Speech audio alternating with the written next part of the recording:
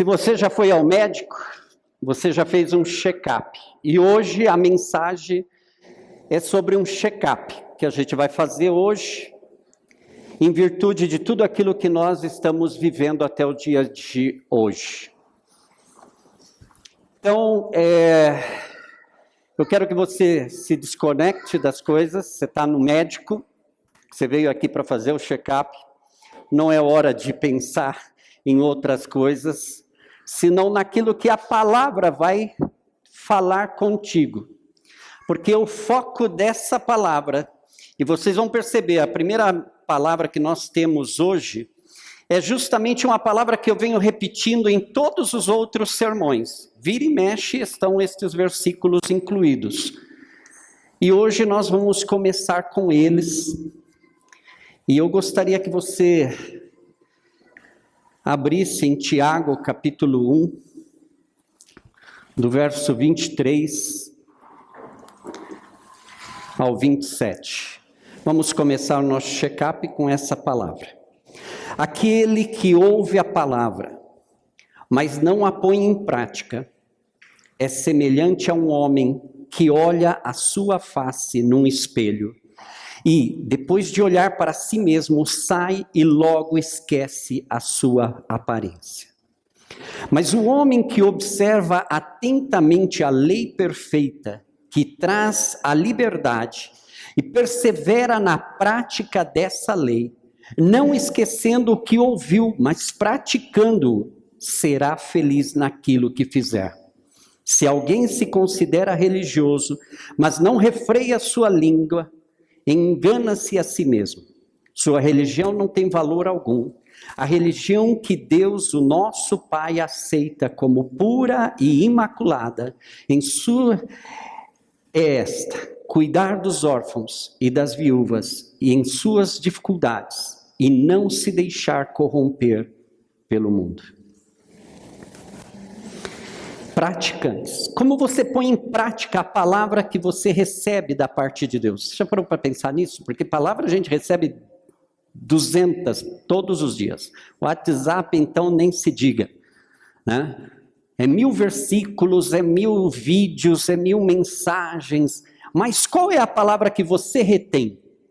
E você faz ela prática na tua vida? Porque você pode conhecer, os teólogos conhecem a Bíblia de cor salteado, falam do grego, do hebraico, do aramaico, podem te dar verbos maravilhosos.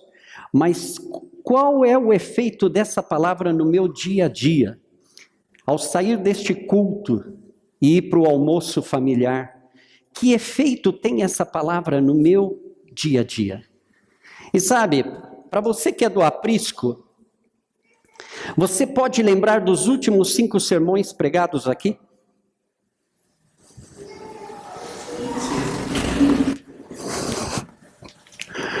Só o Fabinho passou no Enem. Para não passar feio, eu anotei aqui: eu, tu, ele, nós. Jesus é verbo não substantivo.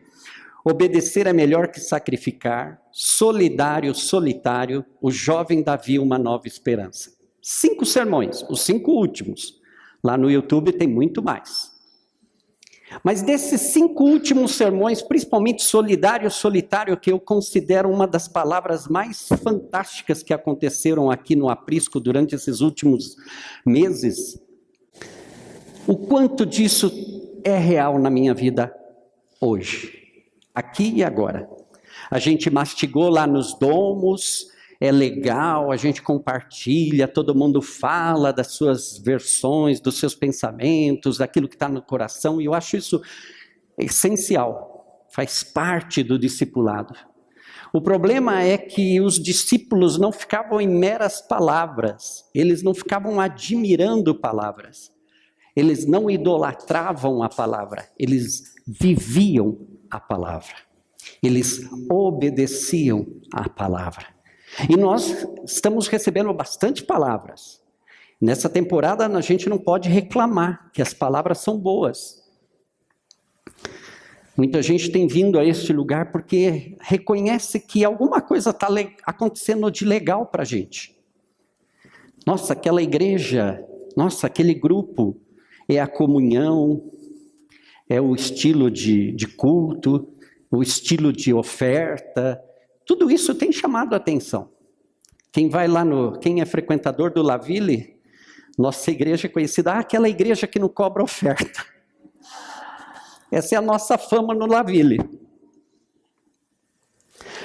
Em Tito, capítulo 1, verso 1 e 2 diz: para que vem essa palavra e o que nós temos que fazer com ela? Paulo, servo de Deus e apóstolo de Jesus Cristo, para levar os eleitos de Deus à fé e ao conhecimento da verdade que conduz à piedade. Fé e conhecimento que se fundamentam na esperança da vida eterna, a qual Deus, que não mente, prometeu antes dos tempos eternos. Aqui está falando de vida eterna, e esse é um termo, um jargão, que nós não estamos usando nos dias de hoje. E sabe você que você foi salvo para ter vida eterna? Já não a condenada, mas a redimida. Você sabia que os teus dias não param aqui na terra? Vocês que ainda são aqueles crentes não bem nascidos de novo, que ainda choram pelos mortos e ficam desesperados quando alguém da família morre, por não entender o poder da cruz de Jesus. Não é ruim ter dolo, é bíblico. Não é ruim chorar pela morte de um parente amigo, é bíblico. Mas quando você se desespera e você coloca essa situação acima do poder da cruz, você está pecando contra o teu Deus. Simples e claro. A palavra nos traz entendimento, é para que a tua fé cresça, não é para que você fique glória a Deus, aleluia. Tem muito crente, glória a Deus, aleluia. Toda hora, ai que palavra linda, ai uma bênção, nossa que maravilha, glória a Deus, aleluia. Ok, como é que isso vai fazer a diferença no teu casamento? Como é que isso vai mudar teu relacionamento com os teus familiares? Como é que isso pode melhorar os teus negócios? Como que essa palavra pode atingir os meus estudos? Como que isso pode mudar a minha história? E o nome de Cristo ser exaltado através da palavra. Lembre-se, isso é um check-up. Que avaliação você daria para o teu relacionamento com Deus? Para e pensa. De 1 a 10. Como que você está com Deus? Qual é a tua avaliação do teu relacionamento com Deus? Agora, que avaliação os outros dariam para o teu relacionamento com Deus? Sobe a nota, diminui. Eu vou dar o meu testemunho. Quando eu me converti, entreguei tudo para Deus e aceitei o meu chamado com relutância. Mas de todos os modos obedeci. Para a igreja eu era um jovem valente e fiel. Para a minha família, um traidor e vagabundo. Hoje nós estamos aqui porque aqui no nosso meio a gente é herói. Mas quando você volta para a tua casa, os teus familiares te veem como não herói. E é por isso que nós precisamos hoje fazer um check-up do que é que essa palavra que a gente está recebendo de parte de Deus está fazendo com as nossas vidas. Porque de nada nos serve ter sermões bonitos. Nós temos muitos no YouTube, são lindas palavras. Só que a palavra, ela veio para nos dirigir, nos orientar. E através daquela palavra nós temos que praticar. A maioria de vocês já fez faculdade, a maioria estudou no colégio, a maioria foi fazer algum curso de idiomas ou outra coisa. O curso em si é legal, mas quando é que esse curso toma verdade na tua vida? Quando você começa a praticar. De que adianta eu fazer 8 anos de medicina, mais 2 anos de outras especialidades e tal, e não sei trocar um band-aid. 10 anos da minha vida estudando um monte de coisa, adquirindo um monte de conhecimento, e não consigo fazer a coisa mais básica, que não precisa nem de um profissional para fazer. Eu estou te colocando isso porque é isso que nós estamos fazendo aqui no Aprisco ainda. Nós somos de Jesus, nós amamos a Jesus, ou pelo menos a gente acha que ama Jesus, mas amar Jesus é obedecê-lo. Lembra do sermão, obedecer é melhor que sacrificar. Lembra do solidário e do solitário. Lembra do Jesus é verbo e não substantivo. Lembra da palavra mais fresquinha que foi a de domingo passado, de Davi? Quanto de tudo isso eu estou colocando em prática e as pessoas podem dizer, olha, eu não sei o que está acontecendo com você, mas você está mudado. Eu não entendo o que é que está acontecendo, mas tem alguma coisa diferente em você. O que nós estamos fazendo com aquilo que Deus colocou nas nossas mãos? Vamos para mais uma passagem que fala muito do que nós estamos vivendo nos dias de hoje. Hebreus capítulo 10, verso 32 ao 39. Lembre-se dos primeiros dias depois que vocês foram iluminados, quando suportaram muita luta e muito sofrimento. Algumas vezes vocês foram expostos a insultos e tribulações, em outras ocasiões fizeram-se solidários com os que assim foram tratados. Vocês se compadeceram dos que estavam na prisão e aceitaram alegremente o confisco dos próprios bens, pois sabiam que possuíam bens superiores e permanentes. Por isso, não abram mão da confiança que vocês têm. Ela será ricamente recompensada. Vocês precisam perseverar de modo que, quando tiverem feito a vontade de Deus, recebam o que Ele prometeu, pois em breve, muito em breve, aquele que vem virá, e não demorará. Mas o meu justo viverá pela fé, e se retroceder, não me agradarei dele.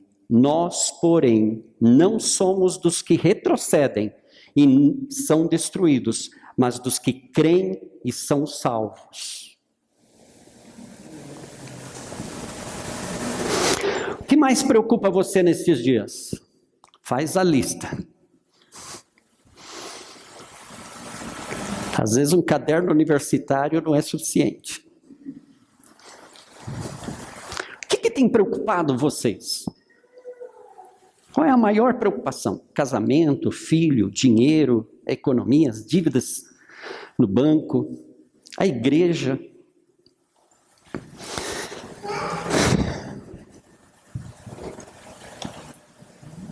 Pensou? Muito bem.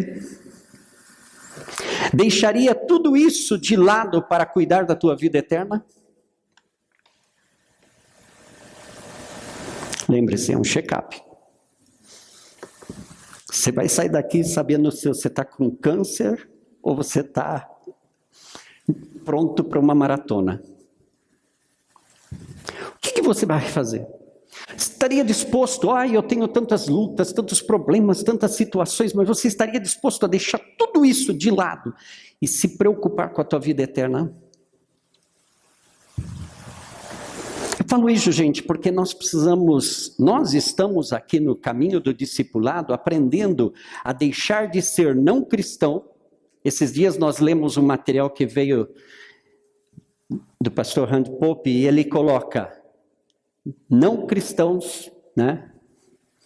Cristãos e cristãos nascidos de novo. E ele explica com os quadrinhos não grávida, semigrávida e grávida. A maioria dos cristãos de hoje estão no semigrávida. Elas acham que estão, mas não estão. Elas acham que são, mas não são. E é por isso que a vida não muda. Eu já passei dos 30 anos de evangelho.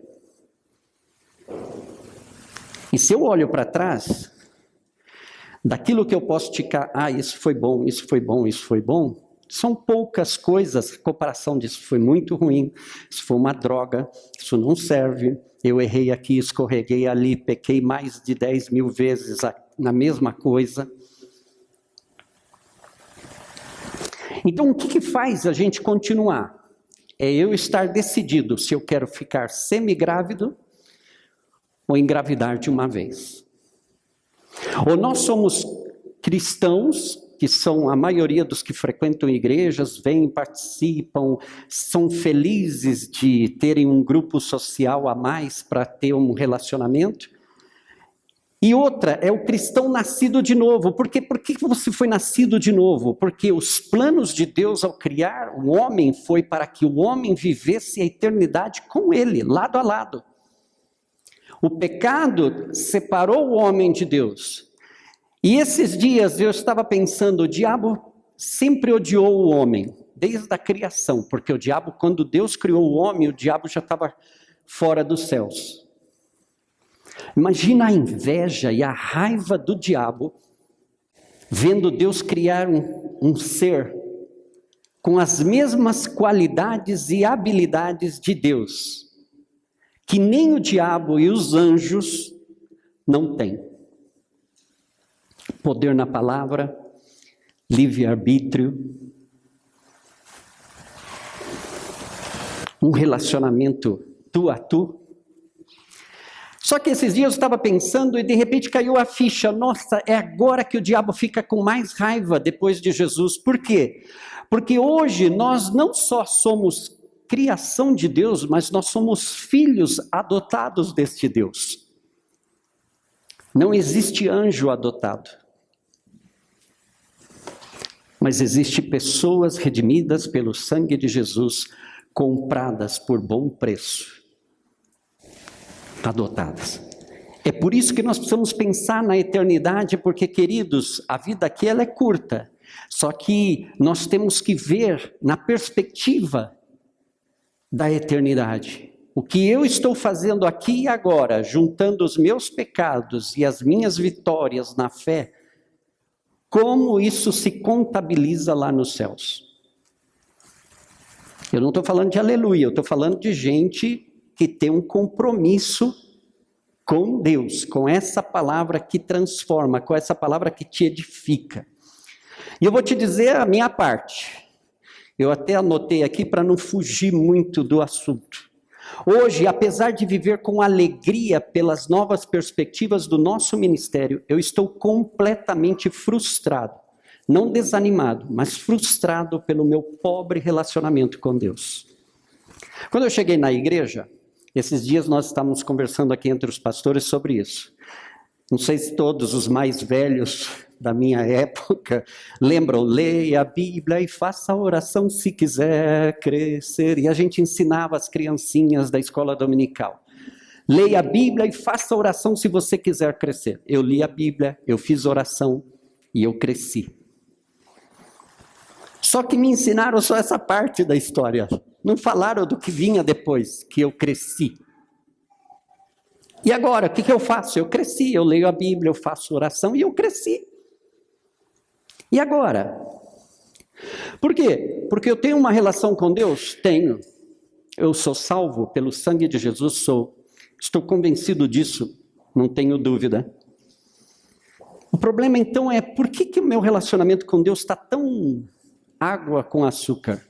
Por que a minha relação com Deus está nesse pé em que eu estou hoje, aqui diante de vocês, pregando a palavra e confessando para vocês que eu estou num relacionamento muito pobre, muito miserável diante de Deus? Como eu posso mudar o foco? O que é preciso para sair da rotina e viver para Cristo? Romanos 2:7 diz: Ele dará vida eterna aos que, persistindo em fazer o bem, buscam glória, honra e imortalidade. Eu sei que aqui no Brasil vocês não estão acostumados. Quando eu cheguei, eu falava muito da glória. E o crente brasileiro foi ensinado só aquele versículo: Deus não reparte a sua glória com ninguém. Mas, querido, existem muitos versículos da Bíblia falando da glória, que Deus nos revestiu com a sua glória. Deus fez o homem e o vestiu da sua glória. O homem estava nu no jardim, por quê? Porque ele estava vestido com a glória. Só que a gente fala de glória de uma perspectiva de Deus não reparte a glória dele com ninguém. Então, sinceramente, Deus vai viver do bom e do melhor no palácio, enquanto nós, pobres, miseráveis da raça humana, vivemos fora dos portões da cidade, como nos países árabes. Dubai é uma cidade fantástica, mas vai ao redor de Dubai. Visite países árabes e não adianta o sheik lá ter um banheiro todo de ouro, se depois do portão as pessoas não têm nem o que comer. E Deus não é assim. Deus não está nos céus usufruindo de toda a sua glória. Essa é a raiva do diabo, porque Deus pegou a glória que o diabo queria, por isso foi expulso, e deu ao homem de graça. Eu e você não fizemos nada para merecer a glória de Deus, mas nós temos a glória de Deus. E sabe, foi muito bom, foi muito legal chegar a esse material,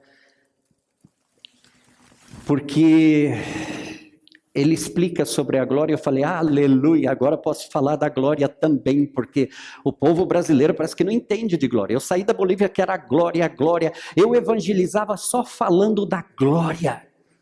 E eu via pessoas lá fora, endemoniadas, cheias de preconceitos religiosos, e quando eu falava da glória, elas ficavam extasiadas. Fala mais, eu quero saber mais. Já contei para vocês de um parapsicólogo de uma multinacional lá, que ele me levou num barzinho, eu sentei 4 horas falando da glória de Deus, e eu olhava o relógio e falava, eu estou cansado de estar sentado aqui nessa cadeira de pau. E ele, fala mais. Aí eu falava, Deus, como pode uma pessoa tão endemoniada ter tanta fome da tua glória? Porque o mundo tem fome e sede de Deus. Se você quer ganhar as pessoas para Cristo, fala da glória dele. Fala do poder dele, fala da majestade dele, fala de quem ele é de verdade. Mas por que nós não falamos? Porque o nosso Cristo é pobre e miserável. O Cristo religioso é aquele que é doente, está morrendo na cruz como um debilúcio, malnutrido. E é por isso que o diabo, qualquer coisinha, o diabo não sai dos nossos lábios, porque o diabo se levanta, o diabo.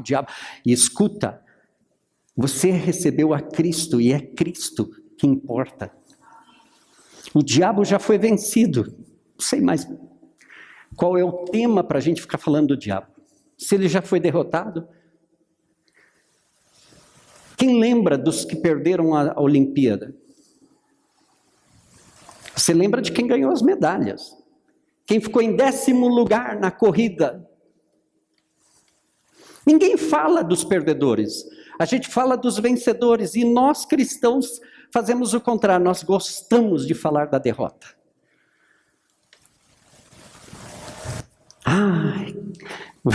Já viu esses irmãos? Eu tenho vários que eu conheço, não vou nem citar nomes para não escandalizar a congregação dos santos, mas aquele crente que ele está razoavelmente bem, aí ele olha, você vê ele já, ore por mim, e aí vem aquela lista de supermercado do lamento. Ore por mim, por favor, ore por mim. Mas a palavra diz que ele dará vida eterna aos que, persistindo em fazer o bem, buscam glória, honra e imortalidade. Você está buscando a imortalidade? Porque eu não acredito nisso. Nós estamos buscando a mortalidade. Viver enquanto estamos vivos. Porque nós não estamos pensando além da morte. Eu era um cara que não pensava na morte. Aliás, eu até gostava de nem mencioná-la. Mas quando eu fui para o campo missionário, aconteceram tantas coisas que não tem nada a ver com a minha história, mas eu fiz. Por exemplo, veio um grupo da Tear Fund, construiu o colégio na fronteira, e um dos garotos morreu. E o pastor olhou para mim, você trabalhou no hospital, vem cá. E me levou lá com o médico para embalsamar o corpo. Eu nunca tinha feito aquilo. Mas já ajudei a embalsamar um corpo, e digo para vocês, é punk. E não vou falar outras coisas que eu fiz para vocês não ficarem chocados. Mas com o passar dos anos, eu comecei a observar pessoas que morreram. Conheço, já contei essa história aqui, Modesta Alberti, uma velhinha, avó. Ela veio para Minas Gerais na missão Amém, para ir para a África. A igreja na qual eu trabalhava tinha despedido ela 3 vezes. Eu estive nas últimas 2 despedidas. 3 vezes a igreja juntou dinheiro, fez as malas e despachou agora a nossa irmã que está indo para a África. Ela chegava na missão Amém, lá em Minas Gerais, e a missão mandava ela de volta para casa. Porque era muito velhinha. Era uma vozinha já. E para ir para a África precisava de uma bolada de dinheiro, e ela era uma boliviana, de um país miserável, então não havia recursos. E ninguém queria manter ela economicamente. Sabe o que ela fez? Na segunda, ela começou a fazer cruzada por toda a Bolívia. Foi de cidade em cidade. Até em lugares onde não havia igreja, ela foi fazer campanha para ir para a África. Passaram anos. Na terceira despedida, eu já tinha assistido a segunda, e ela voltou, e já era a segunda. Eu falei, na terceira, eu confesso para vocês que na hora de orar, nós encomendamos a tua serva, tal. Eu falei, Deus, que seja feita a tua vontade, né? Porque talvez seja insistência da mulher. Conclusão, ela foi. Veio para cá, fez o transcultural, foi para a Inglaterra, passou mais 1 ano aprendendo inglês e fazendo transcultural. Antes de ir para a Guiné Equatorial, ela foi fazer uma cruzada na Holanda. E o Espírito Santo se manifestou através dela de uma forma que os clérigos da Holanda falaram, nós já vimos, e ó que Holanda tem muita gente boa, hein? Lembre-se de Corrie ten Boom e de outros heróis da fé, que são famosérrimos. Mas esses clérigos falaram, nós nunca conhecemos uma pessoa que tivesse tanta unção do Espírito Santo como essa vozinha. E ela foi para a Guiné Equatorial. Só que aconteceu? Ela foi para lá, da cidade ela foi para uma tribo, que eram divididos, a missão deixava a cada período de tempo pessoas na tribo. Ela foi e o casal que tinha que vir se atrasou. E nesse momento que eles se atrasaram, ela pegou malária. Não era uma jovenzinha. E aí o médico da missão falou, olha, Modesta, você precisa sair agora. Se você não for para o hospital, você morre aqui na tribo. Palavras da Modesta. Se eu for agora, o trabalho que nós começamos não vai terminar. Então eu vou ficar até que o casal venha. E aí eu vou para o hospital. Ela morreu.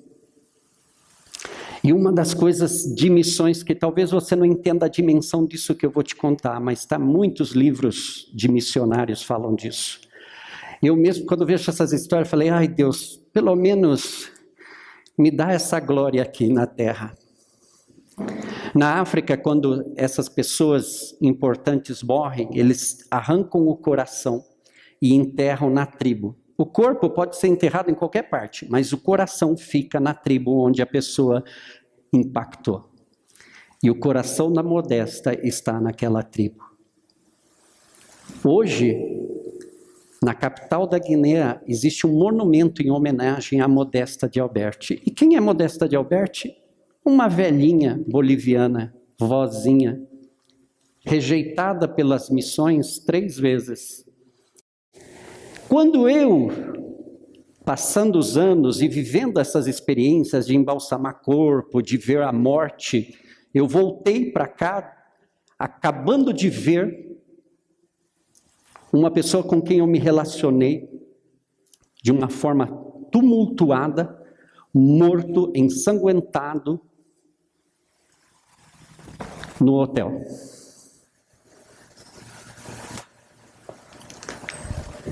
Eu não o conhecia, mas vi um pastor pela televisão morrendo a tiros pelo exército boliviano quando se colocou entre o exército e a população pedindo que eles ficassem em paz.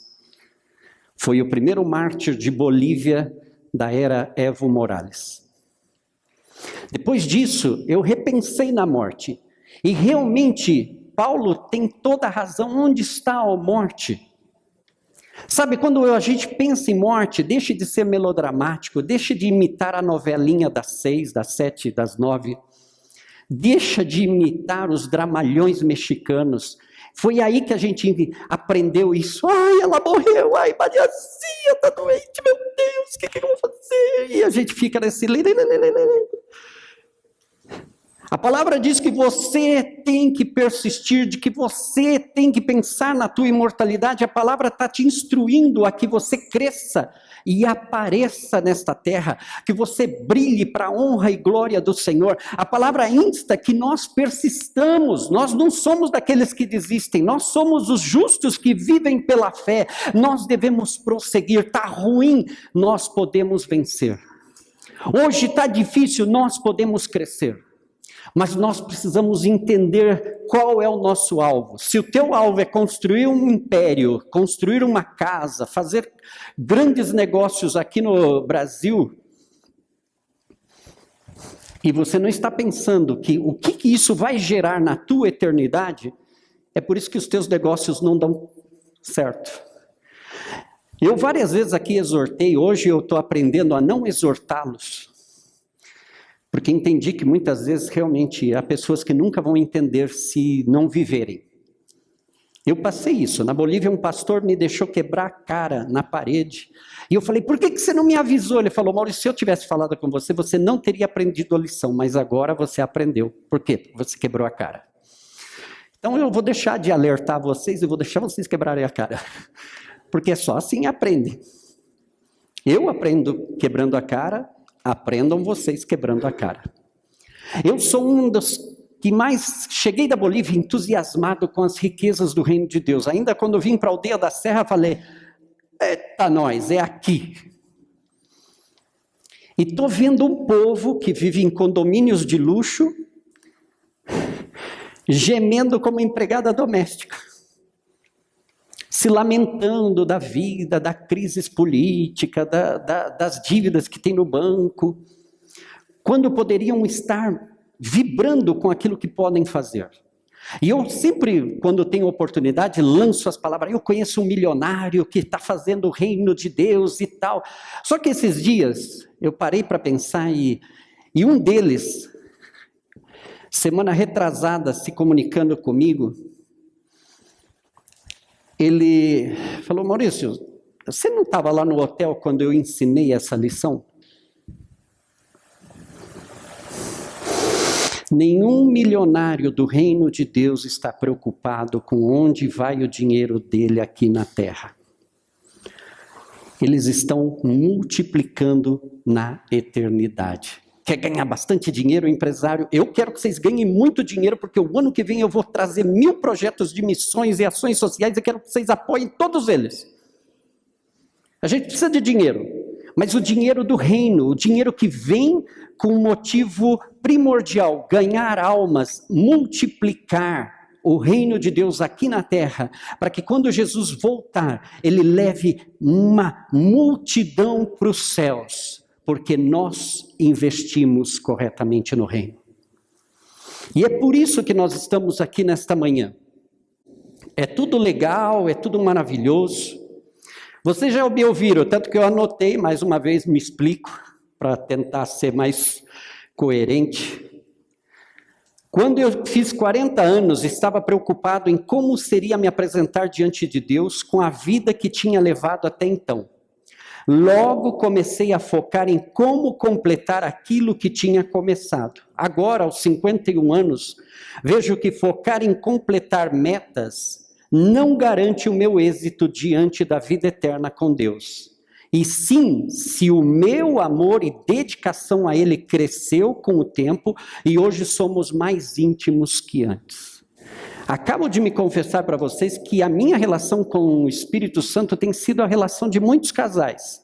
Sabe aquela, nós estamos casados, diante dos amigos, minha esposa querida, meu esposo amado. Só que lá em casa, um não olha para a cara do outro. Malemar se conversa. Assim é a minha relação com o Espírito Santo. Mas Maurício, você é o pastor da igreja, você ora, você prega a palavra, você lê a Bíblia todo dia, você faz oração e você cresce. Sim, eu continuo crescendo em conhecimento, em experiências. Mas chega um momento que você olha e você fala assim, Deus, o que tudo isso está trazendo de benefício para a minha vida eterna? A minha poupança no céu não está gorda. Talvez eu esteja aqui gastando muito, investindo muito em algo que não é eterno. E eu estou repensando isso. Aonde estou investindo a minha vida? Aonde estou investindo? Porque qualquer dia desses a gente cai morto aqui. E aí? É no dia do juízo, é o tu a tu com Deus. Como é que você vai se apresentar diante de Deus?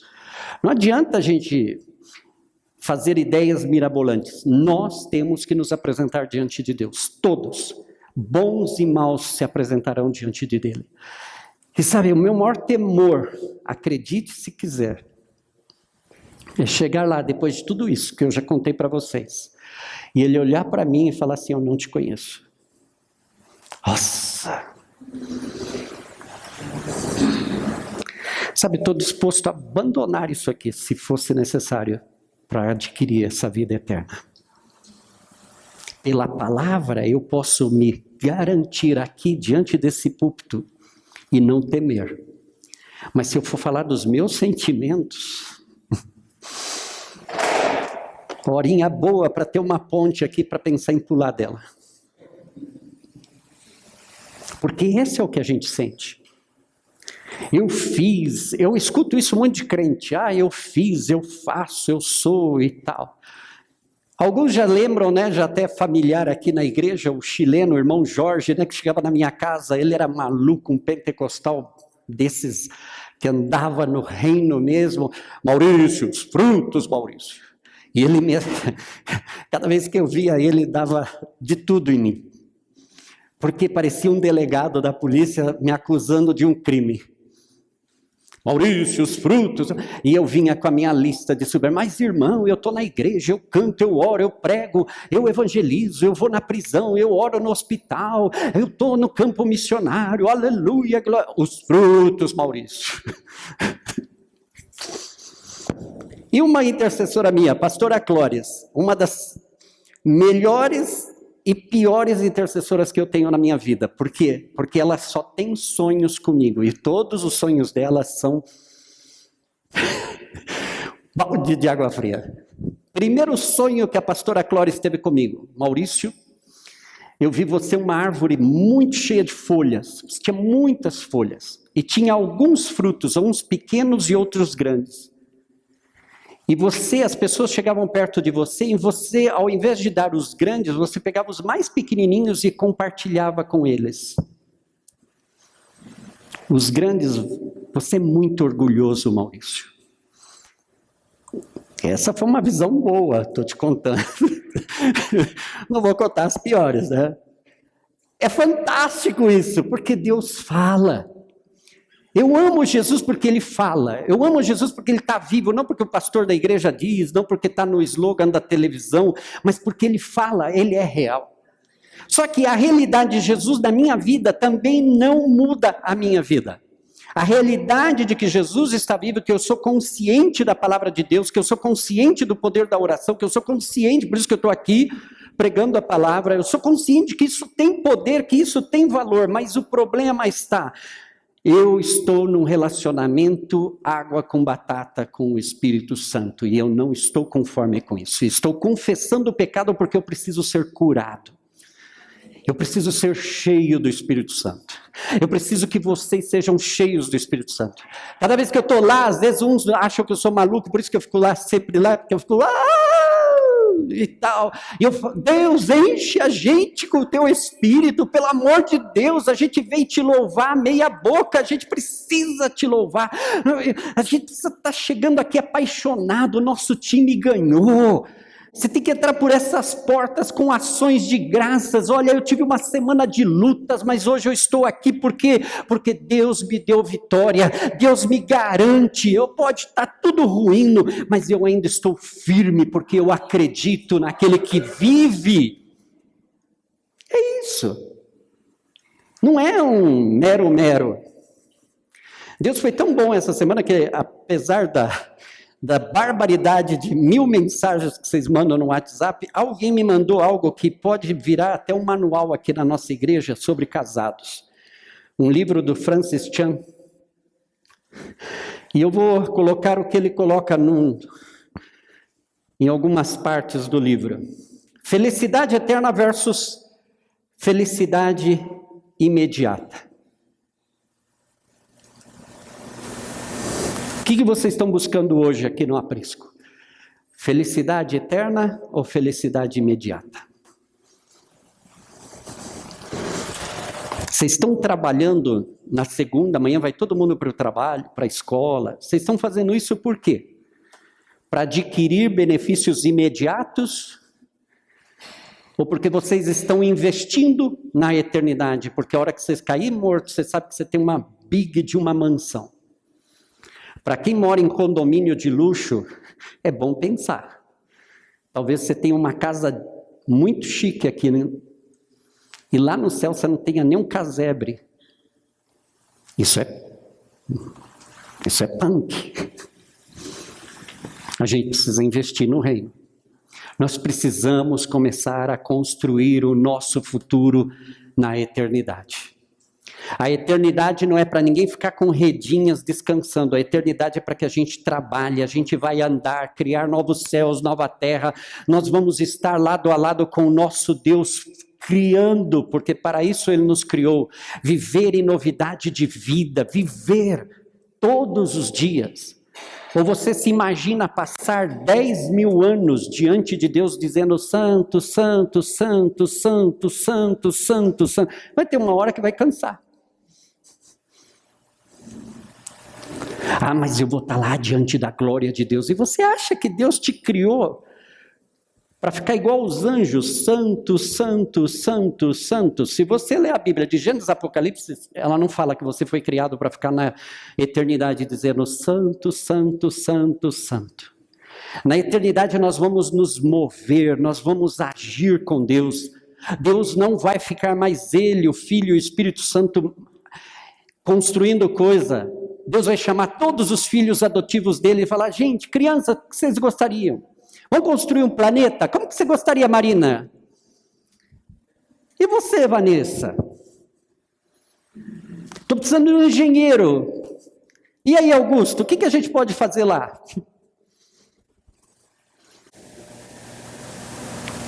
Invista na eternidade.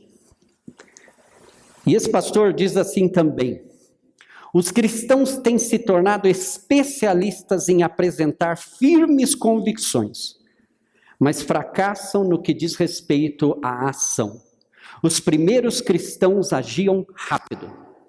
Os cristãos de antes, eles ouviam a palavra e saíam para obedecer a palavra.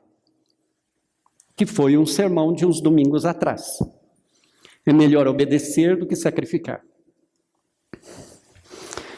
Mas nós estamos obedecendo. A palavra diz, sejam cheios do Espírito Santo. Você está buscando ser cheio do Espírito Santo? E eu vou te fazer a confusão do trocadilho de muitos de vocês. Ah, mas eu estou há anos orando para orar em línguas. Não, a palavra não diz, sejam cheios de oração em línguas. A palavra diz, sede cheios do Espírito Santo. Se você vai orar em línguas depois de ser cheio com o Espírito Santo, isso é problema de Deus. É Ele que dá as línguas, então não é teu problema. Teu problema é ser cheio do Espírito Santo. Você está sendo cheio? E para vocês que elevaram a minha fama de exortador oficial do aprisco. Esse sim é um versículo de exortação para a gente terminar nesta manhã. Daniel capítulo 12, os primeiros 2 versículos diz dessa forma: naquela ocasião, Miguel, o grande príncipe que protege o seu povo, se levantará. Haverá um tempo de angústia tal como nunca houve desde o início das nações e até então. Mas naquela ocasião o seu povo, todo aquele cujo nome está escrito no livro, será liberto. Multidões que dormem no pó da terra acordarão, uns para a vida eterna, outros para a vergonha, para o desprezo eterno. Essa é uma palavra de exortação. Se você ainda não aprendeu, se você ainda não entendeu, essa é uma palavra de exortação. Arrependa-se dos caminhos que você está seguindo e conecte-se com Deus. Porque vai chegar um momento em que nós seremos levantados. O problema é para que você vai ser levantado? Uns para a vida eterna, outros para a vergonha, para o desprezo eterno. Para que é que você está trabalhando? Para ser uma vergonha e um desprezo eterno, ou levantado para viver eternamente, lado a lado com o Deus que você está adorando aqui? Nós precisamos disso, irmãos, é urgente. Porque sem vida eterna não existe evangelho. Se não houvesse vida eterna, seria perdão a palavra, seria uma completa burrice fazer Santa Ceia. Por que nós fazemos isso? Porque é promessa daquele que se entregou por nós, que derramou sangue de verdade. Aqui a gente toma suquinho de uva, mas ele derramou o sangue dele. Aqui a gente come um pedaço de pão que é até gostoso, mas o corpo dele foi mutilado por causa dos nossos pecados. E ele nos mandou fazer isso até que ele venha. Por quê? Porque um dia nós vamos ser servidos por anjos lá nos céus. Lá no céu vai ter Santa Ceia, para quem não sabe ainda, para quem ainda não caiu a ficha. Então é por isso que nós comemoramos, por isso que nós lembramos cada mês. Por quê? Porque lá nos céus nós vamos tomar com o Cordeiro. E garanto para você que as bodas do Cordeiro, não há pãozinho da mamãe que valga. Lá é muito mais. Então eu gostaria que você parasse para meditar aonde você está investindo. Nós aqui no Aprisco estamos passando por um momento muito legal, tudo isso é bom, mas experiência de um homem que já passou por muitos caminhos e que já assistiu muitos ministérios e até movimentos de avivamento passando. Todos eles são bons e novedosos na hora. Mas a tendência, apesar de tudo, é que caiamos na rotina. Amanhã ser discípulo e fazer discípulo pode ser uma coisa tão chata que a gente vai fazer só por fazer. Amanhã talvez orar e ler a Bíblia seja algo rotinário nas nossas vidas, mas se transforme desses casamentos água com açúcar. Nós precisamos de novo ler a Bíblia com revelação do Espírito. Nós precisamos orar e chamar o Espírito Santo para orar com a gente. A gente precisa começar, Espírito Santo, eu estou preocupado com a crise do Brasil. Com o que é que o Senhor está preocupado hoje? Talvez ele vai te falar lá, como falou para o Pablo. Revelou o Congo, revelou 3 mulheres lá na fronteira. A preocupação do Pablo talvez tivesse sido aqui, na aldeia, a esposa, a filha, os recursos, a empresa. E o Espírito falou, hoje eu estou preocupado lá com o Congo. Participa comigo. Já pensou na eternidade, Pablo, você chegar lá e descobrir que tem uma tribo inteira no Congo por causa da tua oração? Porque você investiu no reino? Já pensou? Aquilo que Deus colocou no teu coração e você obedeceu e depois de muitos dias, você descobrir que aquilo trouxe um efeito que mudou a história. Eu acredito nas mudanças, eu acredito que a palavra de Deus diz que um dia Deus pode converter uma nação, eu acredito muito nisso. Acredito que Deus pode fazer assim e revolucionar. Acredito e sei que Deus tem feito isso. Um dia desses prestei um CD sobre Uganda para o Augusto, que fala sobre isso. Estava tudo ruim, de repente um grupo de pessoas começaram a aclamar, e aquilo foi crescendo, depois 6 intercessores se colocaram dentro de uma choça de zinco e começaram a aclamar, e o Espírito veio e Uganda mudou. Deus pode fazer isso aqui agora? Pode. Deus pode mudar a aldeia da Serra? Pode. Só que quem quer investir na eternidade? A Bíblia, Romanos, fala de glória, de verdade, de imortalidade. E ele não está falando por figura, é para viver. A glória, na versão Randy Pope, é a satisfação que nós temos com Deus. E para que hoje nós terminemos aqui, você está satisfeito com Deus? Eu vou dar a minha resposta.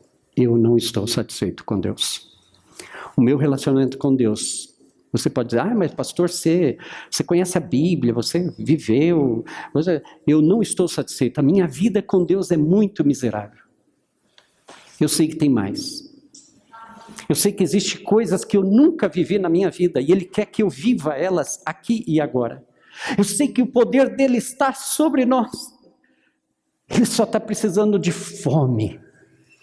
E hoje eu venho para dizer para vocês, comecemos a ter fome. Se você não tem fome de Deus, começa a fazer uns jejuns aí para sentir fome. Mas eu acho isso muito legal, mas você não sabe, eu estou assim com Deus. Eu também me acho assim com Deus, eu capto coisas, eu vejo as coisas, Ele me dá visões, e eu estou assim com Deus. Só que isso não muda a minha história. Eu cansei de ir em lugares lindos e maravilhosos. Eu frequentava na Bolívia Hotel 5 Estrelas, 3x4, que era congresso, e eu já estive em estádio, em plataforma e tal. No dia seguinte eu estava debaixo de uma árvore pregando para um indígena. Aquele hotel 5 estrelas não era meu. O dinheiro que me levou àquele hotel não era meu.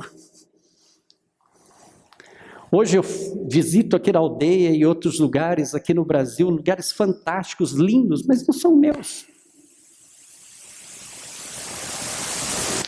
Então isso não me satisfaz. O que satisfaz é quando você tem a coisa ali e você sabe, isso aqui é meu. Isso é bom. A minha intimidade com Deus tem que crescer. Coloque-se de pé nesta manhã. Sabe, deixemos de lado todas essas coisas que têm nos impedido de buscar a vida eterna. E não sei se vocês repararam, mas Deus tem falado de vida eterna em vários ministérios. Significa que Ele está às portas. A gente está falando que Jesus está voltando, e a gente acha,